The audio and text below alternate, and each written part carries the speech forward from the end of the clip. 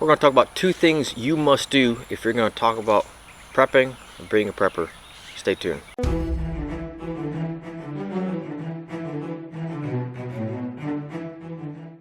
So I know some of you guys are already talking about OPSEC, right? So before we get into the 2 things that you must do, OPSEC's important. Of course, we don't want to go around telling everybody what we got and what we're doing and let everybody know. But here's the flip side of this equation. Consider this. The more people that are actively taking a role in their own preparedness, the more people that are living a prepared lifestyle, the less of a strain it's going to be on you and your community. Especially think about the people you have a close relationship with, family, friends, etc. Think about your neighbors. If we hit a severe economic downturn and there's barely food on the shelves, or the food's so expensive you can't afford it, and your neighbors are starving, you think they're going to work with you or they're going to work against you? Think about throughout history where the government has given incentives to citizens for turning each other in exchange for food, whether that's the Soviet Union, whether that's Germany. Think of those situations.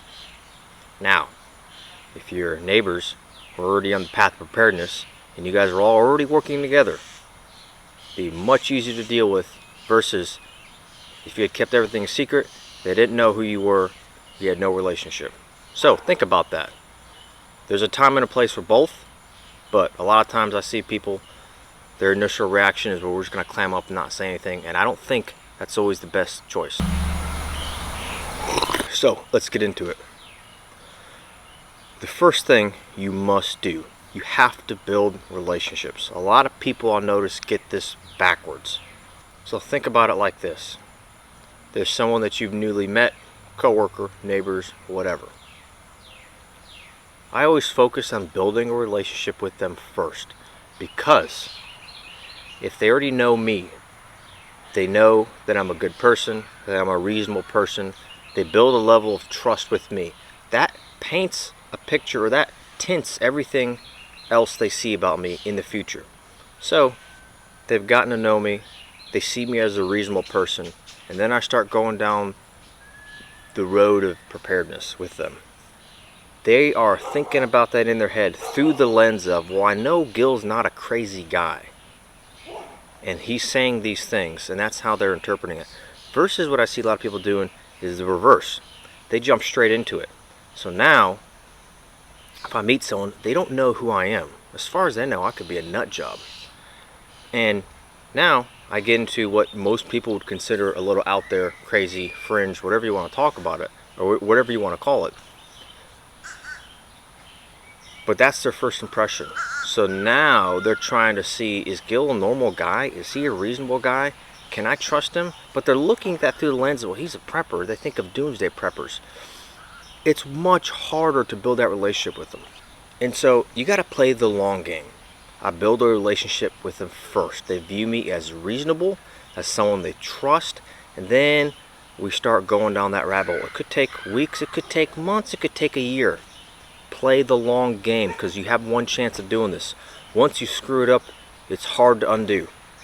Once they view you as a little crazy, even as they get to know you, that crazy, that's going to taint their whole view of you. So that's number 1, something you have to do. Step 2, you've got to ease people into this. Ease people into this. COVID was a great example, and I did this with family and friends, people I knew. You could do this, especially if you live in any area that's disaster prone. So I used to live on the Gulf Coast. Getting ready for a hurricane is a reasonable thing that everyone knows they should do and most people don't. Great segue. And so with COVID, I also started with some of the basic food necessities. And the point was, listen, it's coming. There's going to be these shortages. Buy these things that might fly off the shelves. A little bit extra food, a little extra water, and I'll tell them, listen, if nothing happens, that's part of your normal grocery list anyway. You just absorb that into your budget, and over the course of 3, 4, 5 months or whatever, it's all a wash anyway, so it's really no loss to you. And then you show them videos of what was happening in China and Italy and was it South Korea. Very easy sell, especially since people are very scared early on. Same thing with the hurricane. You talk to people. Again, this is after you've built that relationship, but You talk to people about a little bit extra food, a little bit extra water, flashlight, batteries. And then you just start talking about being prepared. I like to be ready for things. I want to make sure my family's safe. Little things that everyone can agree on. You start from a place that you know they can agree on. And a little by little by little, because what happens is as you're both working through this thought exercise, and really you can act as if you're thinking about this with them, even though the reality is you've already thought, you're leading them down a path, They may not even realize that's what's happening. But that's good. What you'll find slowly is a lot of people will start to come to that conclusion on their own. If you lead them down the path very slowly, you've already built a level of trust with them. So you start with regular food, regular water, a little bit of extra, hey, shampoo, toothpaste, the toilet paper that everyone freaked out about, and then like what you see with the economic issues that we're seeing, and you start talking about, getting out of debt, a little bit of savings, hey, maybe you buy a little silver, whatever, okay? People who are more self-defense oriented, you start talking about that, and slowly by slowly, as they start working out these problems, and you guys talk about current events, and you don't talk about it as, don't go guns a-blazing, I'm going to push these conspiracy theories. Even though you and I might agree these aren't conspiracies, the evidence is pretty clear. Take it easy on them. I like to pose things as questions. What? All right, we got interrupted. I forgot where I was at. I like to pose a lot of things as questions. Not, this is happening, that's happening. But, hey, I read this. What do you think of this? Man, what if this happened? And you act like you are discovering this with them a little bit. And it's a little bit of an art, and it depends on the person. But we're walking down this path together. And remember, I've already built this trust with them. They know I'm a reasonable person. They know I'm not crazy. They know they can trust my intuition a little bit. It's very important that you do that step first. And you and listen, some people, you are not ever going to bring them down to where you're at. You're never going to get them to thinking, I'm preparing for this huge event, or I'm preparing for these contingencies, and I want to be self-sufficient, and I'm starting a homestead. That's fine. Maybe they only get 20% of the way there, 50%.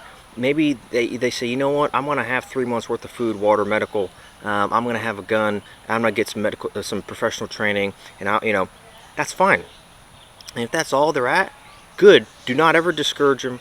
Don't judge them for it. You walk through that journey with them, because everything that they are doing, for one, is less of a strain on other people. If things go poorly, that's one less person you got to deal with for a while. Also, when things go poorly, you got one more ally, one more relationship you've built. It's a lot easier to bring them into the fold than it is somebody else. Reality is, if things get really bad, it takes a lot of people. There's always work to be done. It takes more than one person, right? It takes more than one family, typically. So, anyway, it's that simple, I think. And so far, it's worked pretty well. Those two things.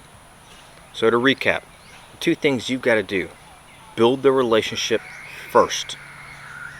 Once they trust you, then they can trust what you're saying. And then, second, ease them into it. Nice and slow. This is not a sprint. This is a marathon. Nice and slow. Stay safe, stay prepared.